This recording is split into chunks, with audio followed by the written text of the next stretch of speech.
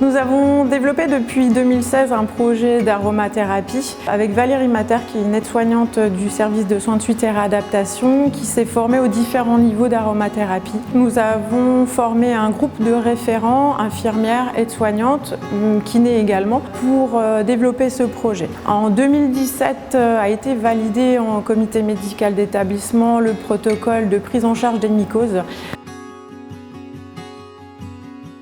On a décidé de prendre en charge les mycoses parce qu'on pensait que c'était plus facile à mettre en œuvre dans la continuité des soins avec lavande, arbre à thé et huile d'amande douce. On a traité 25 patients en 2 ans. Ils ont tous bien réagi au traitement. En général, au bout de 5 jours, on voit déjà des résultats. Ce qui fait qu'aujourd'hui, quand on a une mycose chez un patient, on met automatiquement et systématiquement en place les huiles essentielles.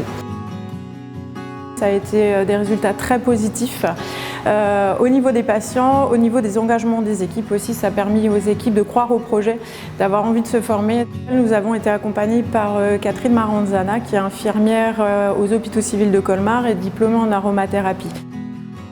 Ce projet n'existerait pas sans ce partenariat, mais également, surtout, sans l'investissement en fait, de ces équipes. Et ça, je pense que c'est important.